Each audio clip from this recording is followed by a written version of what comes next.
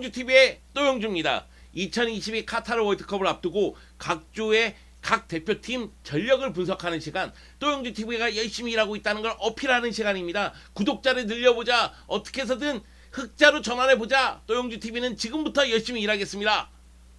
아니야. 과거에도 열심히 일했어. 또영주TV는 과거부터 열심히 일했습니다. 열심히 일했는데 조회수가 안 나온 건 이거는 좀 그런데? 아니야. 또영주TV는 지금부터 열심히 달려보겠습니다. 자, 그러면은 이번 시간에는 2022 카타르 월드컵 C조를 얘기하는 시간이죠. 네, C조 아르헨티나, 멕시코, 폴란드, 사우디아라비아가 속해 있습니다. 제가 이번 월드컵에서 밀고 있는 팀은 아르헨티나 대표팀입니다. 왜? 리오넬 메시의 라스트 댄스 우승하기를 바라거든요. 메시에게 필요한 거는 월드컵 우승, 그거 다 합니다. 그렇기 때문에 메시의 유종의 미를 위해서라도 아르헨티나가 우승하길 원하고 있습니다. 2022 카타르 월드컵이 펼쳐지기 전에 전문가들과 각 축구 사이트가 우승 후보를 뽑았을 때 브라질, 아르헨티나, 프랑스 요 세 팀은 항상 언급을 했습니다. 그 외에 벨기에, 스페인, 포르투갈, 잉글랜드 얘기가 뒤따라오긴 하죠. 그렇긴 하지만은 이번에야말로 브라질, 아르헨티나, 프랑스 요 세 팀의 각축전이 되지 않을까 이런 이야기가 있거든요. 그래서 저는 메시 한번 밀어볼란다. 메시야 우승해봐라. 이런 식으로 아르헨티나를 열심히 지원하고 있는 상태입니다. 물론 C조의 상황을 봤을 때 아르헨티나도 마냥 웃을 수는 없습니다. 16강 진출에 단골 손님 멕시코가 포함됐고요. 레반도프스키에 폴란드가 껴있습니다. 그리고 사우디아라비아가 있죠. 여하튼 C조의 상황을 지금부터 차근차근 세밀히 알려드리겠습니다. 가보자고! 가장 먼저 얘기할 팀은 역시 우승 후보 아르헨티나입니다. 리오넬 메시의 아르헨티나. 드디어 아르헨티나가 강팀의 면모를 완전히 갖추게 됐다. 리오넬 스칼로니 감독이 그만큼 팀을 짜임새 있게 만들었다는 평가를 듣고 있습니다. 피파 랭킹 3위고요. 그리고 월드컵 우승한 경험이 두 차례나 있죠. 78 아르헨티나 월드컵, 86 멕시코 월드컵에서 우승을 차지했는데 마라도나가 활약했던 86 멕시코 월드컵 이후로는 우승과 인연을 맺지 못했습니다. 메시가 있을 때 어떻게 해서든 다시 한번 우승해야 되는 아르헨티나, 메시의 마지막 월드컵. 그렇기 때문에 이번 기회를 아르헨티나는 놓치지 않으려고 노력하고 있습니다. 스칼로니 감독이 2018년도에 정식 감독으로 부임한 다음에 팀의 안정감을 계속해서 높여왔거든요. 그러다 보니까 2021 코파 아메리카에서 우승하는 모습도 나왔습니다. 현재 아르헨티나는 29경기 무패 행진을 이어가고 있기 때문에 월드컵 우승 가능성이 어느 때보다도 좀 높다 이런 이야기를 듣고 있죠. 다만 아쉬운 점은 호아킨 코레아하고 니콜라스 곤살레스가 부상을 당했어요.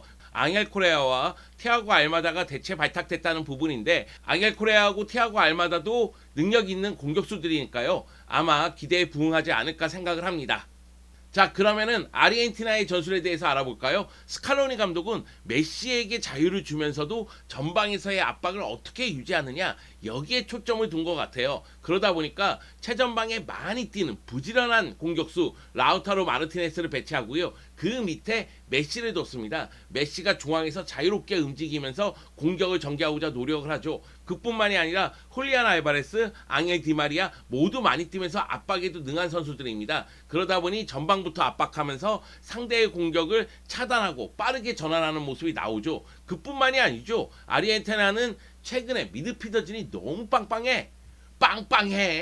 탄탄합니다. 네, 기도 로드리게스, 파라데스, 메갈리스터, 로드리고 데 파울 좋은 선수들이 질비합니다. 그러다 보니까 미드필더 라인의 기동력을 계속해서 유지하는 방법도 알고 있는 모습이죠. 물론 아르헨티나의 스칼로니 감독이 4-2-3-1 포메이션을 플랜 A로 짜고 있지만은 경기 중에는 선수들의 위치에 따라서 포메이션도 유연하게 바뀝니다. 라우타노가 전방에서 측면으로 빠지는 경우가 있을 때 훌리안 알바레스가 최전방으로 가면서 투톱처럼 움직이는 경우도 있고요. 그리고 미드필더 라인에 기도 로드리게스가 들어왔을 경우에는 조금 더 미드필더의 안정감을 생각하는 선수 배치가 이루어집니다. 역시 이제 메시죠. 메시가 공격에서 얼마만큼 컨디션을 유지하면서 제 실력을 발휘할지가 중요한데 지금 상황에서는 올 시즌 파리에서 너무 좋았잖아요. 그래서 폼이 많이 올라와 있기 때문에 아르헨티나의 공격은 파괴력을 보여줄 거라고 기대를 모으고 있습니다. 물론 그동안 아르헨티나 대표팀 하면은 수비에 문제가 있었죠. 하지만 리산드로 마르티네스, 로메로 좋은 센터백들이 등장을 했고요. 여기에 마르티네스 골키퍼도 안정감을 보여주잖아요. 그래서 아르헨티나는 약점을 찾기가 어렵다. 이런 말씀을 드리고 싶습니다. 그러면 주목할 선수를 볼까요? 당연히 리오넬 메시 얘기를 해야 되죠. 메시의 라스트 댄스. 메시가 과연 월드컵에서 우승할 것이냐? 메시에게 부족한 거는 월드컵 우승밖에 없다. 이 말씀을 드리고 싶습니다. 그렇기 때문에 아르헨티나의 다른 동료들이 메시를 위해서라도 아르헨티나에서 우승해야 된다. 이런 이야기를 할 정도입니다. 그만큼 아르헨티나는 하나로 뭉칠 가능성이 크죠. 그리고 메시가 전체적인 기동력이 좀 떨어지는 면이 있잖아요. 그리고 수비 가담이 떨어지는 면이 있잖아요. 이거를 라우타로 마르티네스가 잘 메워주면서도 득점포를 가동해줘야 됩니다. 그래야지만 아르헨티나는 전방부터 압박이 효과적으로 이루어질 수 있거든요. 그리고 훌리안 알바레스 같은 경우에는 측면과 최전방 모두 뛸 수가 있잖아요. 라우타로 마르티네스의 움직임에 따라서 훌리안 알바레스가 최전방으로 가면서 최전방의 숫자를 늘려놓을 수가 있거든요. 물론 메시가 또 앞으로 전진하면서 공격을 푸는 역할도 하겠죠. 아르헨티나의 공격 화려할 것 같습니다. 나만 기대되나? 나만 이렇게 흥분하나? 나만 설레이나? 제가 생각하기에는 전 세계 축구 팬들이 메시의 라스트 댄스를 보기 위해서 많이 기다리고 있지 않을까 그런 생각이 듭니다. 당연히 C조에서도 1위 자리는 아르헨티나가 차지할 가능성이 매우 높죠. 자, C조의 다음 팀은 멕시코입니다. 헤라르드 마르티노 감독이 2019년 부임한 후 2019 골드컵에서 우승을 차지했지만은 최근 분위기는 좋지 못하죠. 사실 멕시코 하면은 16강 단골 손님입니다. 최근 월드컵 7회 연속으로 16강 진출에 성공을 했거든요. 근데 16강에서 탈락을 해요. 8강 진출에는 어려움을 겪고 있습니다. 당연히 이번 멕시코 대표팀의 목표는 8강 진출이죠. 마르티노 감독 같은 경우에도 8강 진출이 목표다. 이런 얘기를 했습니다만 지금 분위기는 그렇게 좋진 않아요. 왜냐하면은 측면의 공격수인 헤수스 코로나가 장기 부상으로 결국 대표팀에서 제외가 됐고 라울 히메네스가 간판 스트라이커인데 컨디션이 좋지 못합니다. 그러다 보니까 최근 성적도 좋지 못하죠. 과연 이런 상황에서 멕시코가 카타르 월드컵에서도 16강에 진출할 수 있을까요? 아니, 자신들의 목표인 8강에 진출할 수 있을까요? 저는 가능성이 그렇게 커 보이진 않습니다. 16강까지는 가능하겠지만 8강까지는 어렵지 않을까? 이런 생각이 좀 들거든요.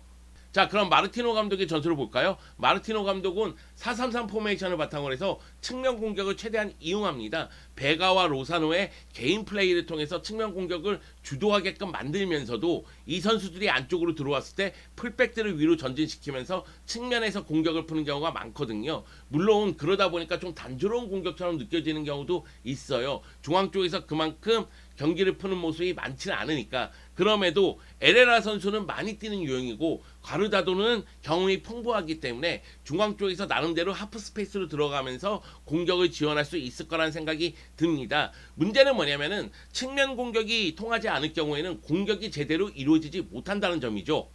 여기다가 라울 히메네스의 컨디션이 안 좋기 때문에 마르틴이 최전방에 배치될 것 같은데 믿을 수 있는 공격수들은 아니다. 네, 라울 히메네스는 컨디션에 문제가 있고 마르틴은 득점력에 문제가 있기 때문에 최전방의 활약도 믿을 수가 없다. 이렇게 얘기할 수가 있겠죠. 오초아 골키퍼가 얼마만큼의 선방을 보여줄지 모르겠지만은 수비 쪽에서도 문제를 좀 드러낼 가능성은 있습니다. 결국은 중원에서 과르다도, 에레라, 알바레스가 상당히 많이 뛰면서 많이 압박하고 많이 상대 공격을 차단해야지만 멕시코는 제 힘을 발휘할 수 있지 않을까라는 생각이 듭니다. 네, 멕시코의 주목할 선수 이르빙 로사노 선수하고 알렉시스 베가 선수는 얘기해야 되겠죠. 왜? 멕시코는 측면 공격을 최대한 이용하니까 왼쪽에 베가, 오른쪽에 로사노를 최대한 이용할 것으로 보입니다. 특히 이르빙 로사노는 현재 멕시코 대표팀의 에이스거든요. 이 선수가 얼마만큼 공격을 풀 수 있느냐, 얼마만큼 상대 수비를 흔들 수 있느냐에 따라서 멕시코의 측면 공격이 달라질 가능성이 있습니다. 그리고 반드시 주목할 선수는 라울 히메네스입니다. 라울 히메네스가 컨디션을 제대로 회복할 수 있느냐, 최전방에서 해결사 역할을 할 수 있느냐, 이것이 매우 중요하죠. 라울 히메네스가 최전방을 책임진다면 왼쪽에 베가, 최전방에 라울 히메네스, 오른쪽에 로사노가 됩니다. 그러면은 공격 쪽에서 짜임새를 갖추게 되거든요. 물론 라울 히메네스의 컨디션이 문제예요. 라울 히메네스가 기대만큼 득점포를 가동하지 못한다면 멕시코는 어려움을 겪을 가능성이 농후해집니다. 자, 다음 팀은 폴란드예요. 폴란드는 아쉬움의 팀이죠. 아쉽습니다. 왜? 폴란드는 최전방에 레반도프스키가 있거든요. 근데 레반도프스키를 효과적으로 이용하느냐? 저는 그렇지 않다고 생각해요. 물론 이번 월드컵은 봐야 됩니다. 미흐니에비치 감독이 얼마만큼 레반도프스키를 살릴 수 있을지 여기에 따라서 폴란드의 성적이 달라질 가능성이 있거든요. 2021년부터 팀을 이끌었었던 소자 감독이 떠나가면서 결국은 미흐니에비치 감독이 이끌게 됐는데, 미흐니에비치 감독 밑에서 플레이오프를 통해서 월드컵 본선 진출을 확정 지었거든요. 그 점을 생각했을 때에는 폴란드도 나름대로 준비가 좀 되어 있다, 이런 생각이 듭니다. 미흐니에비치 감독의 목표는 레반도프스키의 득점포를 최대한 활용하랍니다. 레반도프스키의 득점력을 최대한 끌어올리는 게 목표예요. 결국은 레반도프스키를 향해서 롱패스가 자주 갈 가능성이 있고요. 측면부터 레반도프스키에게 패스 지원을 할 가능성이 큽니다. 근데 레반도프스키가 과연 얼마만큼 골을 넣을 수 있느냐, 저는 월드컵 본선에서는 잘 모르겠어요. 그러니까 레반도프스키가 바이에른 뮌헨의 모습, 바르셀로나의 모습, 이것이 폴란드에서 나온다고 생각하진 않거든요. 그런 측면에서 봤을 때는 레반도프스키가 해결사의 역할을 반드시 해야 된다. 그리고 레반도프스키를 최대한 이용하기 위해서는 그 밑에 있는 지엘린스키가 패스 지원을 많이 해야 되고요. 그리고 잘레브스키, 캐시가 있는 좌우 측면에서 레반도프스키에게 크로스를 많이 올려야 돼요. 그리고 또 한 가지는 미흐니에비치 감독이 레반도프스키의 득점력을 이용하는 것도 중요하지만, 레반도프스키가 미끼 역할을 했을 때 과연 다른 선수들이 골을 넣을 수 있느냐, 그 시스템을 만들어 놓았느냐도 중요합니다. 시비데르스키라든가 지엘린스키라든가 시즈만스키가 득점 지원을 할 필요성이 있다는 거죠. 결국 이제 폴란드 입장에서는 수비 쪽에서의 안정감도 중요한데, 수비도 그렇게 단단한 편은 또 아니거든요.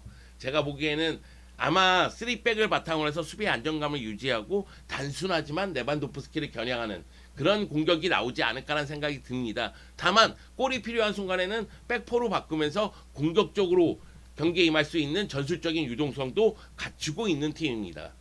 폴란드에 주목할 선수에 대해서 얘기하자면 결국은 레반도프스키예요. 계속해서 레반도프스키 얘기를 하고 있지 않습니까? 레반도프스키가 폴란드에서도 소속 클럽만큼 득점포를 가동할 수 있느냐, 이것이 매우 중요하기 때문에 레반도프스키가 폴란드의 해결사 역할을 해야 된다, 이런 말씀을 드리고 싶고, 그러기 위해서는 그 밑에 있는 지엘린스키가 패스 지원을 많이 할 필요성이 있다, 이 말씀을 드리고 싶습니다. 그뿐만이 아니죠. 오른쪽 측면에 있는 매튜 캐시, 공격 쪽에서 질 좋은 크로스를 통해서 레반도프스키를 좀 도와줄 필요성이 있습니다. 폴란드 같은 경우에는 워낙에 레반도프스키가 있다 할지라도 그렇기 때문에 무시할 수 없는 팀임에도 불구하고 사실은 멕시코에 비해서는 16강에 갈 가능성이 떨어지지 않나? 그런 생각이 들거든요. 이건 저만의 생각인가요? 레반도프스키가 있어도 16강 진출이 좀 어렵다는 것 자체가 좀 아이러니한데, 그만큼 이제 폴란드가 월드컵에 대한 준비를 제대로 했느냐 못했느냐, 이것이 중요하다는 거죠. 제 생각에는 자칫 잘못하면은 그대로 무너질 수도 있습니다. 물론 레반도프스키 입장에서는 사우디아라비아를 상대하기 때문에 이번 월드컵에서는 골맛을 적지 않게 볼 가능성이 있습니다. 사우디아라비아 93 미국 월드컵 때 매우 좋았죠. 그때 이제 16강에 진출했었는데 사실 그 이후로는 월드컵에서 많은 걸 보여주진 못했어요. 피파 랭킹이 51위거든요. 카타르보다도 낮습니다. 물론 아시아 지역 예선에서는 조 1위로서 본선행을 확정지었거든요. 일본과 호주랑 같은 조였다는 점을 고려했을 때는 최종 예선에서 제 힘을 발휘했다고 봐야 돼요. 그만큼 에르베 르나르 감독이 잘 이끌었다는 거죠. 하지만 최근 행보는 좀 실망스러워요. 최근 7경기에서 2승 3무 2패를 기록했고, 최근에 한 골 넣거나 골을 못 넣거나 그러면서 공격력에서 문제를 드러내고 있습니다. 자, 그러면 사우디아라비아의 전술을 좀 살펴볼게요. 사우디아라비아 같은 경우에도 측면 속도하고 최전방의 압박을 상당히 강하게 생각을 합니다. 그런데 이게 월드컵 본선이잖아요. 그렇다면은 제 생각에는 라인을 좀 내린 다음에 압박의 강도를 좀 높이고 그 가운데에서 측면 쪽 공격을 통해서 역습을 전개할 가능성이 좀 더 높지 않을까. 왜냐하면 사우디아라비아의 좌우 측면에 있는 알 다우사리하고 알 아비드 같은 경우에는 드리블 능력을 갖추고 있거든요. 그런데 문제는 뭐냐면 저는 알브라이칸을 믿지 못해요. 그만큼 사우디아라비아의 최전방의 활약은 약하다는 생각이 있습니다. 전체적으로 득점력이 좋은 팀은 아니거든요. 그럼 수비가 버틸 수 있느냐? 저는 그것도 아니라는 생각이 들어서 사우디아라비아 입장에서는 굉장히 아쉽겠지만 C조에서는 최약체의 모습을 그대로 노출하지 않을까, 그런 생각이 있습니다. 결국은 사우디아라비아가 어느 정도 성적을 내기 위해서는 측면 공격이 통해야 돼요. 알 다우사리하고 알 아비드가 이끄는 이 측면 공격이 위력을 발휘해야 됩니다. 특히 에이스 역할을 하는 알 다우사리의 어깨가 굉장히 무겁다. 이렇게 얘기할 수가 있겠고요. 또 한 가지는 젊은 스트라이커 알브라이칸이 최전방에서 해결사 역할을 해줘야 되겠죠. 그런데 이 월드컵이라는 무대에서 이 어린 선수가 해결사 역할을 제대로 할 수 있을지 당연히 미지수죠. 그건 알 수 없죠. 자, 그러면은 C조 경기 일정을 좀 볼까요? 아르헨티나하고 사우디가 만납니다. 첫 경기에서. 아, 저 갑자기 막 2002 한일 월드컵이 떠올라요. 네. 사우디아라비아가 독일을 상대로 말 그대로 폭격을 당했었던 그 기억이 나는데 자칫 잘못하면 사우디아라비아는 첫 경기에서 완전히 폭망하면서 다음 경기들까지도 힘을 발휘하지 못할 가능성이 있습니다. 반면에 멕시코하고 폴란드가 붙는데 이 경기는 양 팀에게 매우 중요합니다. 결국은 제가 생각하기에 C조에서 2위 자리를 놓고 멕시코하고 폴란드가 붙거든요. 그런데 멕시코 같은 경우에는 팀의 짜임새에서 폴란드보다 조금 더 우위에 있다는 생각은 들지만은 최전방이 약간 아쉽고 폴란드 입장에서는 짜임새는 좀 문제가 있다 할지라도 최전방에 레반도프스키가 있으니까 누가 웃을지 모릅니다. 그래서 요 경기는 관심이 많이 가는 경기다. 요 경기에서 웃는 자가 16강에 갈 가능성이 크다. 요 말씀 드리고 싶고요. 폴란드 입장에서는 첫 경기만 잘 넘기면 그 다음에 사우디 경기예요. 그래서 사우디를 잡고 나서 마지막 아르헨티나전을 준비한다는 측면에서는 경기 일정이 나쁘지는 않다는 생각이 들고요. 아르헨티나 입장에서는 멕시코가 두 번째 붙는데 만만치는 않지만은 아르헨티나가 사우디아라비아를 상대로 대승을 거뒀다면 그 흐름을 타면서 멕시코, 폴란드를 상대할 것 같습니다. 자, 멕시코 있잖아요. 경기 일정이 그렇게 좋다고 보기는 어려워요. 물론 멕시코가 폴란드하고 어떻게 해서든 해서 경기 결과를 가져오면 아르헨티나하고의 경기에서 패배한다 할지라도 마지막이 사우디니까. 근데 사우디 같은 경우에도 첫 경기 두 번째 경기 패배하면 마지막 경기 사력을 다할 수밖에 없거든요. 그런 측면에서 봤을 때 멕시코의 일정이 좀 안 좋지 않나 그런 생각은 있습니다. 자, 아르헨티나 메시의 경기를 볼 수 있는 조예요. C조 경기 놓쳐선 안 됩니다. 특히 사우디아라비아전 아르헨티나의 파괴력이 얼마나 대단한지 우리가 눈으로 확인할 수가 있습니다. 그렇기 때문에 C조 경기도 모두 지켜볼 필요성은 있죠. 특히 조별리그 1차전은 놓쳐서는 안 돼요. 아르헨티나와 사우디의 대결 그리고 멕시코와 폴란드의 대결은 너무나 재미날 것 같습니다. 아유 기대돼. 아유 흥분돼. 기다려라. 왜 갑자기 노래를 불렀지?